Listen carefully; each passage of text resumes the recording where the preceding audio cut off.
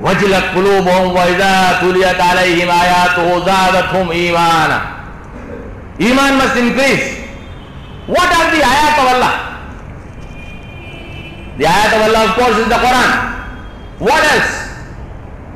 Let me give you some examples of the ayat of Allah subhanahu wa ta'ala. There is a little bird called the bar-tailed godwit. There are many of my IT friends here, go do a Google on it. Bar-tailed godwit. Little bird like that, like a snipe. It migrates from Alaska to New Zealand. Think of the globe, think of the earth. Alaska to New Zealand is like this. 11,000 miles. It flies non-stop. It takes off in Alaska and it flies. The sun rises, the sun sets, the sun rises, the sun sets, the sun rises, the sun sets, the bird is flying. Rain falls, the bird is flying. Hailstorm, the bird is flying. Open ocean, the bird is flying. It takes 7 days and 7 nights to cover 11,000 miles. It is not powered by jet engines. It doesn't fuel itself midway by flying tankers. Who feeds that bird? Try remaining without food and water for 7 days and 7 nights. Long before that we would be making your Salatul Janaza. Who feeds that bird? Scientists are trying to figure out how does this bird sleep. And they say the brain sleeps, half of it sleeps and half of it is awake. SubhanAllah. If you are not impressed with this, let me give you another example. See the creation of my Rabb.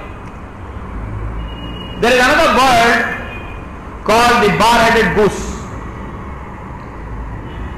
The bar-headed goose, again, winters in the south, breeds in Alaska, breeds up in the Siberia beyond the Arctic Circle.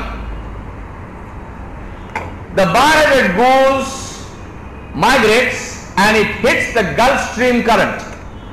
The Gulf Stream current is a current of air in the outer atmosphere at a height of 32,000 feet.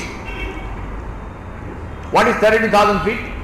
32,000 feet is the height at which your international cross-continental airliners fly. So next time you are flying Emirates and you are going somewhere and the pilot says, we are now cruising at 32,000 feet, and you look out of the window, you see a goose. You are not hallucinating, that is a goose. You better not be seeing it there because that's not a good place to see a goose. Out of your window means next minute is going to get sucked into your engine and you will now be a dead duck.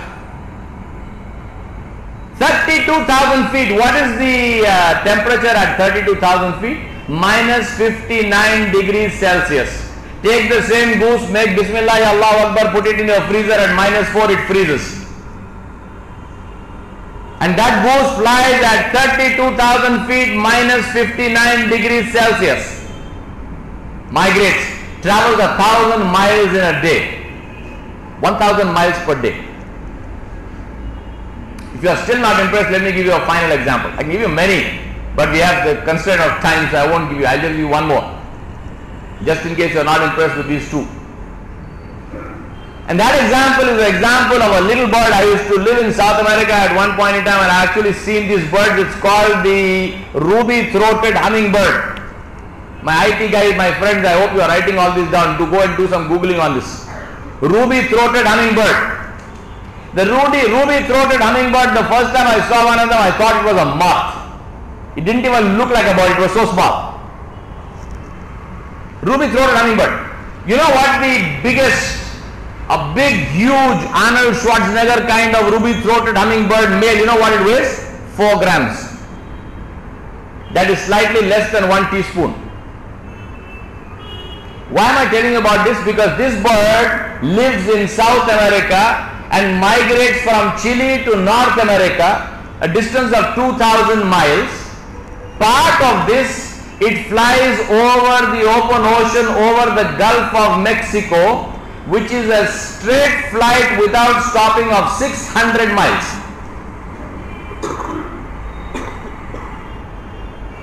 Who is doing this? Little bird like that. Little bird like that. Flying across the Gulf of Mexico. Just now the ones who are migrating North America will be looking down and seeing the BP oil coming up. BP used to have a slogan, we bring oil to American shores.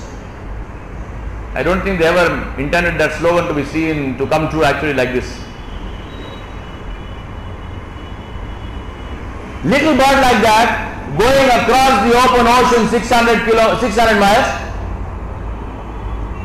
Wind, storms, it can't land, it's not a water bird. If it lands, it becomes fish food. What does Allah subhanahu wa ta'ala tell us about all this? أَوَلَمْ يَرَوْا إِلَى الطَّيْرِ فَوْقَهُمْ صَافَّاتٍ وَيَقْبِضْنَ مَا يُمْسِكُهُنَّ إِلَّا الرَّحْمَنُ إِنَّهُ بِكُلِّ شَيْءٍ بَصِيرٌ. In Surah Mulk, Allah subhanahu wa ta'ala says, don't you see? Don't you see? Who is it that holds those birds up in the air? Ask yourself, who is holding that bird up in the air? Why on earth must a little hummingbird like that migrate 2,000 miles? Why should it do that in the first place?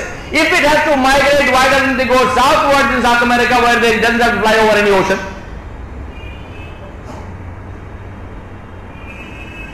Our evolution theory tells us that evolution happens down the easiest path, not the most difficult path. Why must that bird fly across the open ocean except to show the majesty of the Creator?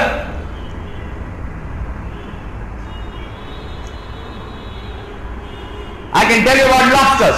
I can tell you about emperor penguins. But I won't tell you. I'll let you do that research on your own. وَإِذَا تُلِيَتْ عَلَيْهِمْ آيَاتُهُ زَادَتْهُمْ إِيمَانًا. When they hear the ayat of Allah, when they see the ayat of Allah, their iman increases. And then what happens? What is the natural outcome of an increase in iman? وَعَلَىٰ رَبِّهِمْ يَتَوَكَّلُونَ. And they have tawakkul on Allah. Fear leaves the heart. Anxiety leaves the heart. Pareshani leaves the heart. Khawf leaves the heart. وَعَلَىٰ رَبِّهِمْ يَتَوَكَّلُونَ.